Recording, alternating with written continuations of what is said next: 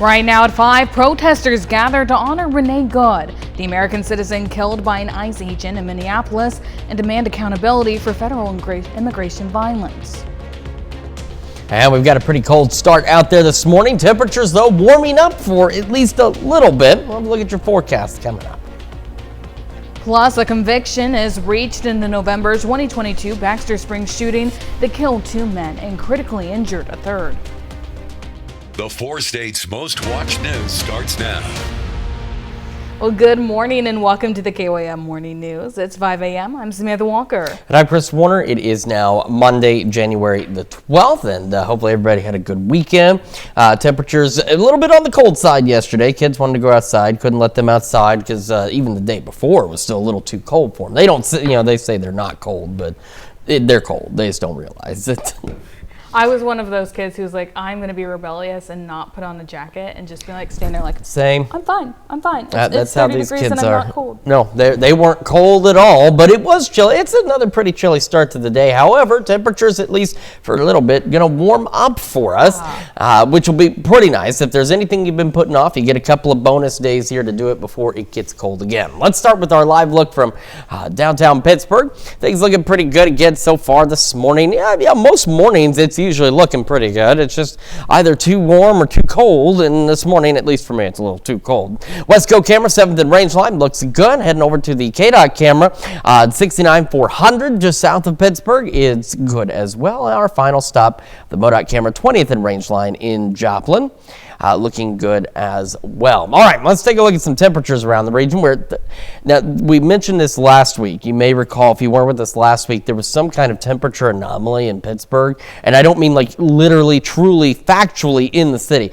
Something with the data. It is not 51 degrees in Pittsburgh. It's 36 in Joplin, though. And I've been looking into it. I haven't sorted it out just yet. But, I mean, unless there's some kind of secret that they've got that we don't know about, that seems awfully warm compared to everyone else around you who's into the upper 20s and low to mid 30s this morning. You do have some upper 30s here and there, but again, Pittsburgh, you are not at 51 degrees. I'm sure you probably wish you were, but you are most certainly not. And then see, this is the wind chills out there. We do have some wind chills back into the 20s. And then see, I remember what we talked about, even with the fog tracker, the temperature map's the same way. It's filling in the gap around Pittsburgh, trying to account for this anomalous data as to why it's 51 degrees. So again, it's not, I've been looking into it, we'll get it fixed, but just bear in mind, it is not nearly that warm in Pittsburgh right now. All right, here's what we've got though for today. Southwest winds will start gusting for us. Skies should be clear, could get a passing cloud or two, but otherwise not bad, just a bit breezy. And as I mentioned, certainly warmer than yesterday. Kids heading to school, not going to be too bad. It's a little chilly to start, mid-30s, but we go in the low 50s by lunch and recess, getting close to 60 as they head home later today.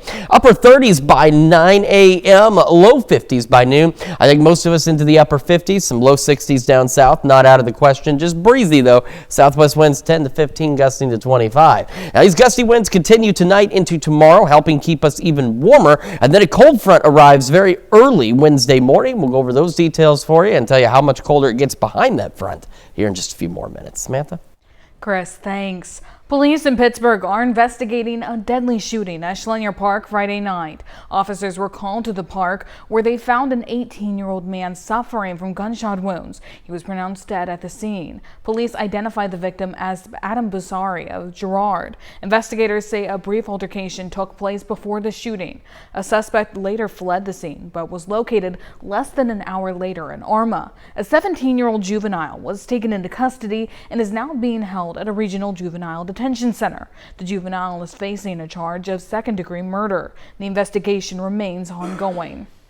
Indivisible Joplin held a peaceful protest yesterday along 7th and Range Line to call attention to recent national events involving immigration and customs enforcement. The group gathered to honor Renee Good, an American citizen killed by an ICE agent in Minneapolis on Wednesday, and to demand accountability for violence and abuse by federal immigration authorities. Organizers stressed nonviolence throughout the event, reminding participants to de-escalate any potential conflicts. The protest ended with a moment of silence as community members reflected on Good's death and called for national reform.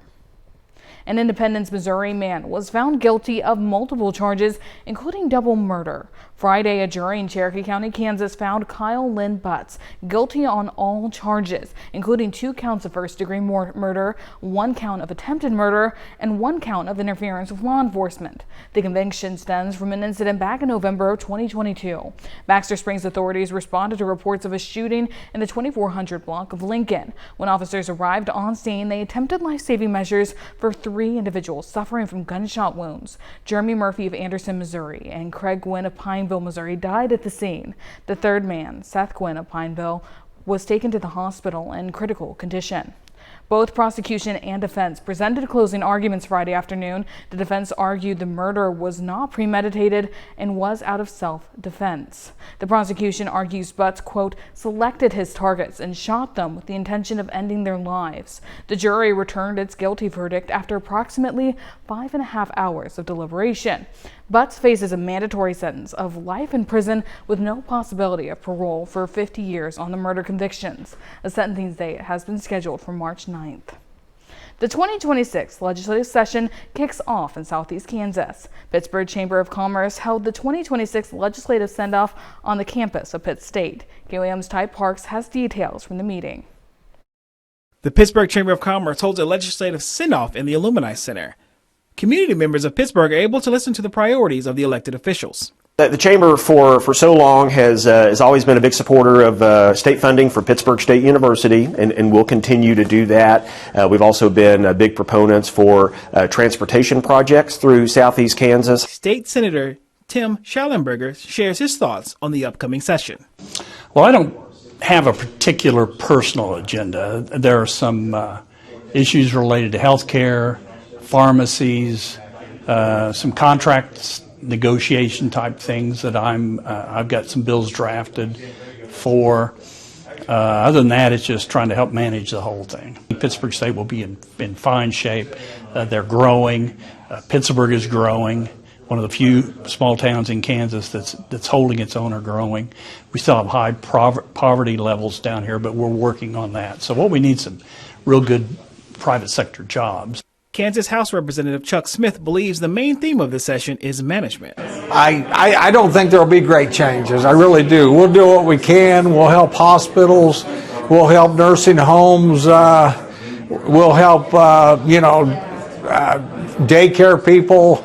But that's a form of health care. And, like I say, we will do that kind of thing. In Pittsburgh, Ty Parks, KOAM News. That's a look at this morning's top stories and weather. Coming up on the KOAM Morning News. A U-Haul truck incident injures multiple people during a solidarity rally for Iran protests outside the Wilshire Federal Building in Westwood. Plus, Greenland residents worry about losing their tranquil culture and hunting rights as Trump threatens to take the territory the easy way or the hard way. And a brief warm-up ahead of this week. Chris has a look at your weekly forecast. You're watching the KOAM Morning News. We'll be right back. Topping World Watch, at least 2 people are injured when a U-Haul truck drives into a crowd of anti-Iranian regime protesters in Los Angeles Sunday afternoon. The incident happened during a rally outside the Wilshire Federal Building in Westwood, where thousands gathered to show solidarity with ongoing protests in Iran. Los Angeles Fire Department paramedics treat 2 people at the scene, refuse transport to the hospital. Firefighters search for a 3rd injured person, but the large crowd delays their response. Police have not made any arrests. The U-Haul sits surrounded by crime scene tape with its trailer door open and windshield shattered. Glass covers the street below the vehicle as investigators survey the area. People in Greenland are worried about what Trump will do after the emboldened president on Friday renewed his threats of taking the semi-autonomous territory, quote, the easy way or the hard way. CNN's Nick Robertson reports from Newscast-January. It's hard to imagine this remote, tranquil Arctic wilderness is at the heart of a geopolitical crisis that is pitting the United States against its NATO allies and threatens to upend decades of global security. People here in Greenland are worried about what President Trump is saying. The latest things that he's saying is he can either have Greenland the easy way or the hard way. And what it is the people of Greenland treasure most, it is the tranquility, it is the closeness to nature, it is their culture here, their rights to go hunting, to go fishing. And they're worried that if the United States takes control of Greenland, all of that changes, plunging the world's 12th largest country, a population of only 57,000 people, into uncertainty. And I was speaking to someone here just a little earlier, and he said to me, look, what can we do if President Trump wants to take this country by force? We don't have a choice. So people are really concerned at this moment. Nick Robertson, CNN on Nuuk Fjord, Greenland. Still to come, the Golden Globes add a new podcast category, won by Amy Poehler's, while Netflix's Adolescence takes home multiple awards, including Best Limited Series. Plus, a brief warm-up ahead of this week. Chris has a look at your Monday forecast. The stars came out yesterday for the 83rd Annual Golden Globes Awards, which honors movies, television, and new this year, podcasts. Gwen Baumgarten is in Beverly Hills with a look at some of the winners. One battle after another won 4 Golden Globes, including Best Picture Comedy or Musical, and Best Director for Paul Thomas Anderson. Thank you very much for this affectionate award.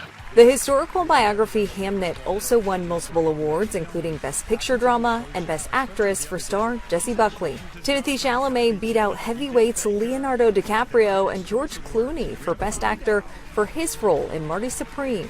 If you would have told me when I was 19 years old, I'd be thanking Mr. Wonderful from Shark Tank. He thanked businessman turned co-star Kevin O'Leary, who spoke to us on the red carpet. And I know what I want to do next now. There's no question. I've got the bug. Golden Globe winner Noah Wiley embraced his former ER co-star George Clooney as The Pit won for Best TV Drama Series. I also want to thank the first responders and healthcare workers who are the real heroes. Life imitated art when Seth Rogen won for the Hollywood satire The Studio, which featured an episode about the Golden Globes. Thought the only way I would get to hold one is to create a whole show to give myself a fake one. In addition to honoring the best in movies and television, this year the Globes added a new category, Best Podcast. Former Golden Globes host Amy Poehler won for her podcast Good Hang. I don't know about award shows, but when they get it right, it makes sense. Returning host Nikki Glaser once again took aim at A-list celebrities in her monologue. Ariana, I would listen to you sing the phone book. Grab the one Kevin Hart's sitting on tonight. And Netflix Adolescence took home multiple Golden Globes, including for Best Limited Series. Gwen Baumgartner, CBS News, Los Angeles. The vampire blockbuster Sinners took home the award for cinematic and box office achievement. And now here's Chris with a quick look at your forecast. Yeah, again, a pretty chilly start out there for us this morning. However, temperatures warming up, albeit briefly. We'll go over the details with you when the KOAM Morning News returns. Time now, 5:18. Welcome back to the KOAM Morning News, 5:20 now on this Monday morning. We're going to begin with our future track. And again, today, tomorrow, it's breezy, but it's warmer. It's not too bad out there. That's why, of course, these wind arrows moving pretty quickly here out of the southwest, as we'll have gusty southwest winds. Could get a passing cloud or two, but I think otherwise we're looking at clear skies out there. And again, not bad overall. Now, we'll still be breezy overnight tonight. The winds ease up just a wee bit as we head into the overnight hours. And as we go into Tuesday, they're going to pick back up again, and much like today, a passing cloud or two, not out of the question. It won't be until late in the day tomorrow in the overnight hours that we're going to start to see clouds increase. Now, Future Track is hinting that we could get a few showers late tomorrow evening, as early as 8, 9 o'clock with this system approaching. I think a lot of this is going to depend on the timing of the system. I think our better chances, if we're going to see any isolated showers, are going to come very early on Wednesday morning as the front itself begins to make its way into the area. So this is 2 o'clock on Wednesday. We've got a few isolated scattered showers out there. Nothing strong, nothing severe. In fact, no thunderstorm activity expected whatsoever. But as this front pushes through the area on Wednesday, what we're going to have happen is A, the isolated showers, perhaps a sprinkle or two into the afternoon. B, these winds shifting out of the north. And C, or 3, however we were counting there. We're looking at hitting highs Wednesday, probably sometime between 5 and 7 a.m.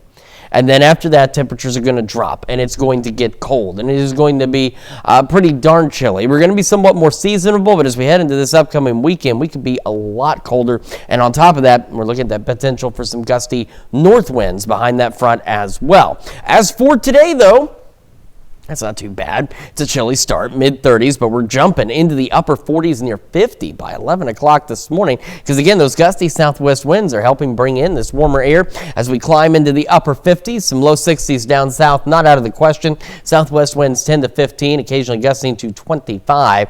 Clear skies through the evening, and we're back into the upper 40s by 10, eventually right about 40 overnight tonight. And southwest winds, as I mentioned, they ease up just a bit, gusting upwards of about 20 miles an hour. Southwest winds return, gusting upwards of 25 for our Tuesday. But look at these temperatures, low 60s. Could still get some upper 50s in our northern counties, but that just means a lot more of us in the low 60s. And this is what we're talking about with our early highs. See, Tuesday night, about 42. By Wednesday, 46. And then down to 18. There's your signal. We're going to hit these highs pretty early in the day on Wednesday. That front's going to pass through. It's going to get breezy. It's going to get cold. It will remain that way. In fact, even a few snow flurries. Again, we saw them last week, not looking at anything impressive in terms of snow chances, but they're there. It's a very slight chance. But take a look at these temperatures into this weekend. Now we're dropping a bit below normal into the upper 30s with lows into the teens. But don't worry, Mother Nature's got us covered. We could potentially warm right back up into the 60s by the second half of next week. So we are definitely hopping on a pretty big roller coaster ride with our temperatures over the next several days. That is a check of your forecast. We're going to send it over now to Samantha with Health Watch. Thanks, Chris. The Trump administration is planning to audit all of Minnesota's Medicaid bills. That announcement came from Centers for Medicare and Medicaid Services Administrator Mehmet Oz on Tuesday. In an interview on Fox News, Oz said a letter has been sent to Minnesota Governor Tim Walz. It notifies Walz that Minnesota's Medicaid bills will face an audit. This comes as a federal investigation is underway tied to a welfare fraud scandal in the state. Oz said all Medicaid bills are under audit. That includes a specific focus on 14 programs that Oz said the Walz administration has admitted have problems. The Trump administration is freezing more benefits for low-income families in 5 Democrat-led states. The freeze applies to about $7 billion for temporary assistance for needy families, also known as welfare. It also affects more than $2 billion for the Child Care Development Fund and millions for the Social Services Block Grant. The affected states are California, Colorado, Illinois, Minnesota, and New York. The Department of Health and Human Services accuses the states of widespread fraud, but no evidence appears to support that claim. Well, multiple large outbreaks in 2025 have put the U.S.'s measles elimination status in danger. In today's Health Minute, Mandy Gaither has the latest data released by the CDC and explains why experts say everyone who's unvaccinated is at risk regardless of age. It's one of the most contagious diseases, but a vaccine is highly effective protection against measles. However, vaccination rates have been falling for years. For the 2024-25 school year, CDC data shows 92.5% of incoming kindergartners had received the vaccine. That's below the 95% threshold that public health experts say is necessary to prevent outbreaks. There is a threat that the United States could lose its measles elimination status again after 25 years. Dr. William Moss with Johns Hopkins Bloomberg School of Public Health says the number of measles cases last year in the U.S. is the highest it's been since the year 2000. CDC data released today shows for the full year of 2025, there was a total of 2,144 confirmed measles cases reported in the U.S. and 49 outbreaks. But the CDC says only confirmed cases are included, not ones deemed probable by states. So far in 2026, there are 3 confirmed measles cases linked to outbreaks that started last year. Not surprisingly, 92% of the cases have been in those who are unvaccinated or without a known vaccination status. Moss says what's surprising is the ages of those who have gotten measles. The CDC says about 25% of cases have been in children younger than 5 years old, but about 1/3 have been in adults older than 20 years of age. If the outbreaks continue, Moss says the U.S.'s measles elimination status is under threat. For Health Minute, I'm Mandy Gaither. That's a look at some of today's top health stories. We'll be right back. Right now at 5:30, book lovers gather at the Joplin Public Library for our much anticipated book swap, where readers trade finished titles for new discoveries. And we've got a cold start out there this morning. Temperatures warming up at least for a couple of days. We'll have a look at your forecast coming up. Plus, 17 Republican lawmakers break with House Speaker Mike Johnson to join Democrats in extending Affordable Care Act tax credits for 3 more years. The 4 states' most watched news starts now. Well, good morning and welcome to the KOAM Morning News. It's 5:30. I'm Samantha Walker. And I'm Chris Warner. It is now Monday, January the 12th, and pretty cool weekend. I mean, we were dry, but otherwise a bit on the cool side. A bit of a cold start for us this morning, but it's going to warm up. But I was definitely glad I already had my Christmas decorations from outside put away. Yeah, if for any reason you haven't done that yet, and just driving through my neighborhood, there's a number of folks who still haven't done. Believe me, I get it. Like, we didn't even have that many, but at the same time, it's just the effort of taking them down. And it feels like January is going so quick. Like, I'm it reading does. the date, and I'm like, it's the 12th? Like, Yeah, we're almost halfway through? Yeah, we're about halfway through the month, and I think it's probably, I think that's the other thing, is it's moving so quickly. I think people are like, oh, it can't be, it's January the 4th, right? I've still got a couple of days. It's not. You got to get those decorations down. So if you haven't, today, tomorrow, not too bad. A bit breezy, though, so you want to be cautious out there, but we will be warming up. We're going to start with our live look from downtown Pittsburgh, and it looks like that. It looks good. We've got clear skies overhead.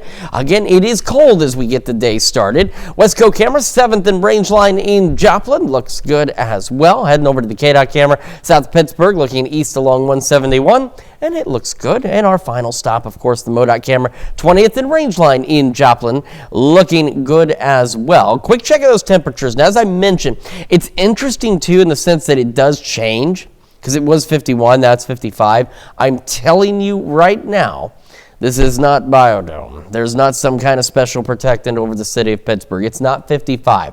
This issue started last week. I've been working to resolve it. It is not a valid temperature. It is 36, though, in Joplin, and you'll see what I mean. Because, again, unless there's something, I mean, maybe everybody in Pittsburgh has their heat on and they've got the windows open. It's a possibility. You're really warm compared to everybody else who's into the 20s and 30s as we get the day started. And then we get a wind chill factored in there. We got some 20s just about for all of us across the area. Again, with this weird exception here as to what's going on in Pittsburgh. Let's say I'm working to get that anomaly corrected, but I can assure you, Pittsburgh, you are sitting in the 30s right now. We'll have gusty southwest winds, perhaps a cloud or two as we head through our Monday, but otherwise, again, not a bad day, a very typical spring-like day. Once again, we're going to go about the mid-30s as kids head out the door this morning, low 50s by lunch and recess, upper 50s as they head home later today. We're talking upper 30s by 9, low 50s by noon, upper 50s for those highs, maybe even some low 60s down south, but breezy. Southwest winds 10 to 15, gusting to 25, and that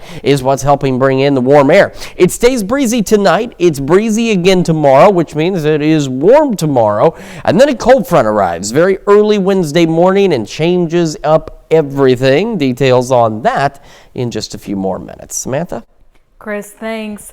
Book lovers gathered at the Joplin Public Library yesterday for the much-anticipated book swap. Community members brought in books they finished and left with something new, whether it was one title or an entire stack. Attendees enjoyed sharing their favorite reads, discovering new stories, and connecting with fellow book lovers.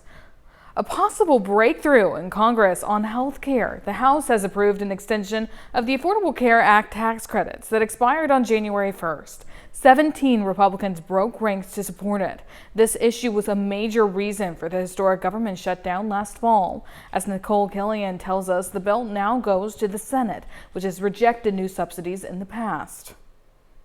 A rare Republican rebuke. Our healthcare system is broken. 17 GOP lawmakers broke with House Speaker Mike Johnson Thursday night and joined Democrats to extend enhanced Affordable Care Act tax credits for 3 years. The issue before us is how to actually get to a compromise bill. But a clean extension is a non-starter in the Senate, where a similar bill failed last month. Let the money go directly to the people. This week, the president urged Republicans to show some flexibility, and in recent weeks, a bipartisan group of lawmakers has been working towards a compromise. Do you believe that a bipartisan deal is in reach in the Senate? And for the millions of people who are enrolled in the ACA, should they have confidence that these credits will actually be extended? American people should ask Leader Thune, are you willing to put this bill that the House now is moving forward on the floor of the Senate, because it will pass. And that is the way to get this done. James Hollywood has been following the debate on Capitol Hill. I was blown away when I seen figures over the thousands. The small business owner and single father switched one of his daughters from Obamacare to a private insurance plan because it was cheaper, and fears he'll have to scale back more if the credits aren't extended. What would that mean for your budget and your bottom line? Yeah, my budget is going to increase. I may be reduced the amount of and access to my treatment and care. Democratic leaders are pushing for an immediate vote on the 3-year subsidy extension. Meantime, senators working on a bipartisan compromise hope to unveil their plan next week. The aim is to try to get something done before open enrollment ends January 15th. That's a look at our top news stories coming up this half hour on the KOAM Morning News. A new global basketball league promises WNBA stars $1 million salaries and equity stakes while creating controversy with its Saudi-backed partnership. Plus, Google partners with Target, Walmart, and Shopify to let shoppers check out items directly while researching them on the research engine. We'll have the latest. You're watching the KOAM Morning News. In Consumer Watch, Google has unveiled its Universal Commerce Protocol, new AI-powered shopping tools that the tech giant wants to make standard for retailers. Google says its UPC was developed in partnership with several major companies, including Shopify, Target, and Walmart, and that soon shoppers will be able to check out items from eligible U.S. retailers while researching them using the search engine. The announcement comes months after OpenAI announced its instant checkout feature to allow users to buy products they've researched in ChatGPT. Allegiant plans to purchase rival airline Sun Country in a deal worth $1.5 billion. According to a joint press release, the merged company will create a leading leisure-focused airline with affordable, expanded service to more popular vacation destinations. The two airlines will also combine their loyalty rewards program into one. Sun Country says its customers do not have to rebook already scheduled flights, and its loyalty member points will retain their value. The WNBA and its players are still without a new collective bargaining agreement ahead of Friday night's deadline. That puts the start of the league's 2026 season in jeopardy. With the backdrop, some of the WNBA's top players already are committing to a new global women's basketball league. Bryn Gringas looks into it and its ties to a Saudi-based company. Guys, I'm so excited to announce that I'll be joining Project B. Jewel here. Alyssa Thomas here. I cannot wait to compete with and against some of the best basketball players in the world on an international stage. Project B. It's a new global basketball league that could be a game changer for the sport and its players. This is a big moment for women's basketball. It's just growing. It's growing as fast, if not faster, than almost every tech industry right now. That's Grady Burnett, a titan in the tech industry. He, along with Skype founder Jeff Prentice, are plugging elite players to sign on. I'm excited. Promising them equity in the league. And there is substantial equity. A platform to build their brand and salaries, reportedly in the millions. You were the first one to sign on to Project B. What was it that drew you to this new league? We have an amazing league on the western side of the world, but I've played globally and there's a lot of great basketball being played everywhere. So being able to be a partner in something, have a say in that way is huge. Players like Seattle Storm All-Star Nneka Ogwumike are committing at a time when the 2026 WNBA season is still uncertain. The league has struggled to come to a compromise with players on a contract. Revenue sharing and salary increases are top sticking points. Is it fair to call it a disruptor to the WNBA? This is something where we're adding to the ecosystem. There's 3 billion basketball fans in the world. It's important to be able to play high-level games with incredible world-class athletes in the cities around the world where these fans are living, breathing. Project B will have the hallmarks of a Formula One circuit. 66 players compete in mini tournaments in 7 cities across 3 continents during the WNBA's offseason. So you can really dig into the country, celebrate the fans, and put the player at the center. It's partly backed by well-known athletes like Sloane Stephens, Novak Djokovic, and Steve Young. But the league has also taken on some early controversy. It hired sporting entertainment company Sella, which is owned by Saudi Arabia's public investment fund. Of course, it's understandable that some WNBA players want to make more money, but to do it in any way in partnership with the Saudis, it's truly unthinkable because their brand, everything about these players is activism. Why partner with a Saudi-based company when obviously the optics of that say something?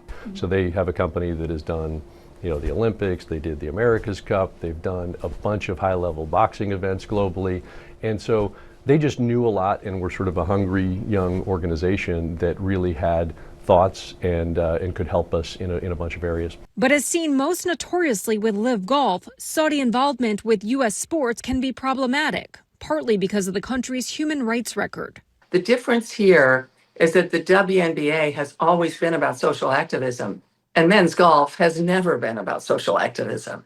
And so this is why this matters. Unlike Live, Project B says it's not receiving any Saudi funds to operate. The money goes to them, not to us. So far, Project B's roster includes both WNBA and international players, veterans and up-and-comers, some with social media followings in the millions. And while the biggest name in women's basketball, Caitlin Clark, isn't committing to the league, she celebrated what it could mean for the sport. People are really believing and putting their money where their mouth is, and that hasn't always been the case for women's basketball. Hopefully it could serve as a blueprint for how, we seek value. I really would like to live in a world where we can migrate away, from asking women, do you want this or that? Or why not both and? The Project B season is set to start next year and will run from November to March. Project B is also looking to do the same with the men's league, though no player announcements have been made yet.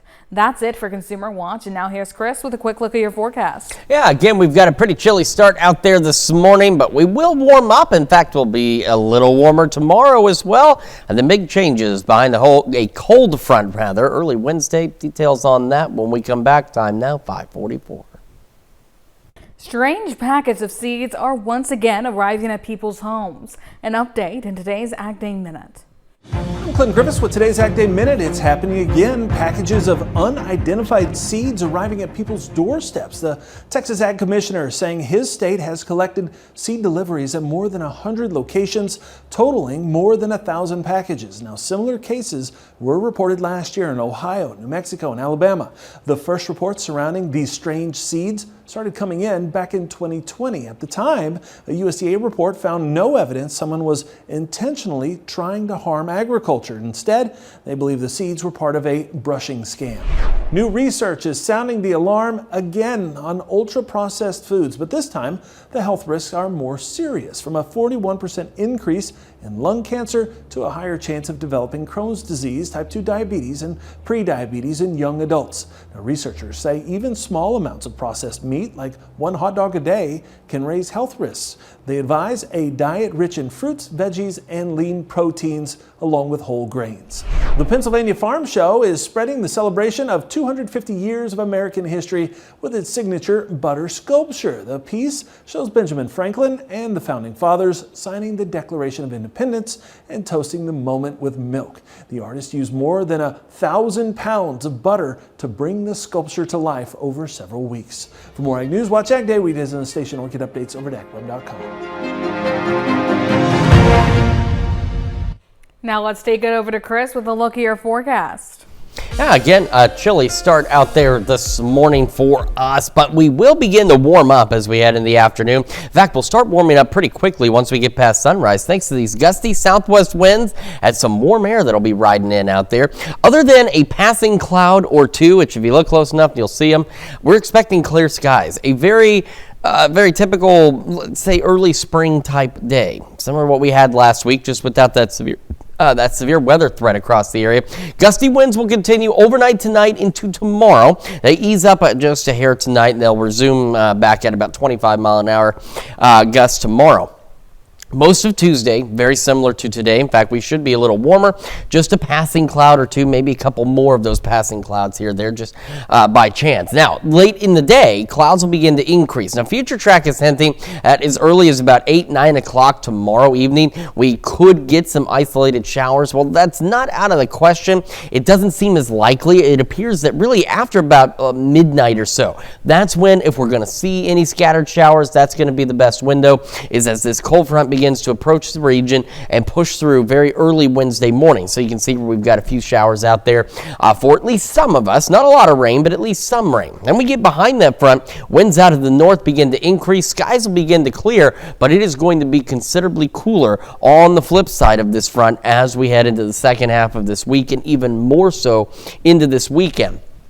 For this morning, though, starting about the mid-30s, but look at this jump in temperatures. I mean, we're talking almost a 15-degree jump in just a matter of about 4 hours into the upper 40s by 11 o'clock this morning. Highs today for the majority of us, I think, are going to cruise right into the upper 50s. Some low 60s down south, not out of the question. Southwest winds gusting to 25, though. Overnight tonight, clear skies, and that'll keep us again with the southwest breeze. We're still mild through the evening, upper 40s by 10, eventually down to 40 for our overnight lows tonight, and that's why I mean the southwest winds ease up about much, gusting to 20 miles an hour. Now we're going to head down the road. Tomorrow, low 60s, some upper 50s up north, but a lot more low 60s. But what I want to point out to you is our temperature situation on Wednesday.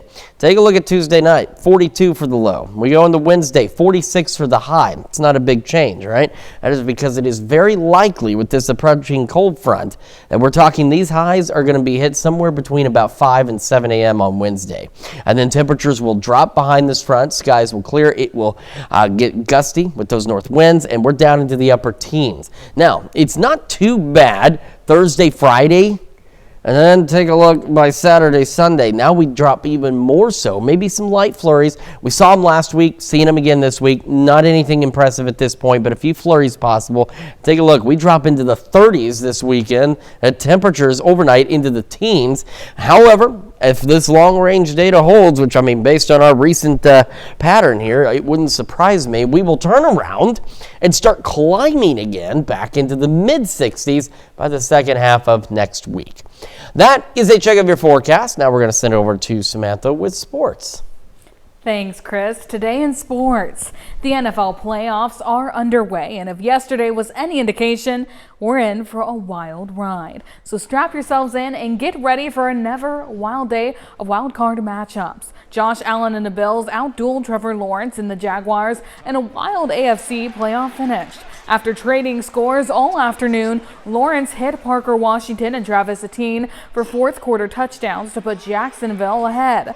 But Allen answered with a touchdown pass to Dalton Kincaid and then capped a late drive with a go-ahead QB sneak in the final minutes. On the Jags' last possession, Lawrence was picked off on the first play of the drive. Buffalo eliminates the 3-seed Jaguars 27-24 and advances to the divisional round. That's it for sports. We'll be right back. A rare copy of the comic book that introduced the world to Superman has been sold for a record $15 million. Action Comics #1, the 1938 issue that launched Superman in the superhero genre, has been sold in a private deal for a record-breaking price. The comic made headlines in 2000 when it was stolen from actor Nicolas Cage's home, then recovered 11 years later from a Southern California storage locker. Cage originally bought the issue in 1996 for $150,000 and sold it at auction 6 months after its return for $2.2 million. The new sale eclipses the previous comic book record of more than $9 million. I talk about an expensive comic book too for somebody who's collecting, but very unique. I don't know if you were looking close enough. The interesting, how the design of Superman, even just his costume, his outfit, the S on his outfit has changed over the years. There's a lot of neat things. You go back historically and look at the evolution of these things and how it's changed. It's just something that interests me. History in general interests me, and looking at the evolution of different things is just really cool. It's very cool, and somebody paid a very pretty penny for a very cool comic book, for sure. And we are very cool to start our day, and then we'll be pretty mild by this afternoon. Take a look at this. Again, almost a 15-degree jump from 8 a.m. to 11 a.m. Mid-30s to the upper 40s. Our highs today for most of us cruising into the upper 50s out there. And some of us some low 60s, especially down south. Not out of the question, but breezy. That's what these little curls are. If anybody's ever wondered, by the way, if you see at least on our icons, these little curls, that's wind. And that indicates it's going to be breezy. Southwest winds 10 to 15, gusting to 25 miles an hour. Still breezy overnight tonight. Clear skies, upper 40s by 10. Southwest winds still gusting upwards of 20. As we head into our Tuesday, still breezy again. Those southwest winds pick back up, gusting to 25. Then cold front early Wednesday. We fall back into the low 40s Tuesday night. By Wednesday, you can see our high of 46. It's not a big jump, is it? That is because that high is very likely going to happen sometime, I would say, based on data right now, between about 5 and 7 a.m. And then that cold front pushes through. A few morning showers out there, gusty north winds behind it, down into the teens Wednesday night. Not too shabby, chilly for sure Thursday, Friday. Much colder this weekend, falling back into the teens overnight and only into the 30s for highs before Mother Nature says, haha, just kidding, and here come the 60s again by the second half of next week. That is a check of your forecast. We will be back with more of the KOAM Morning News right after this.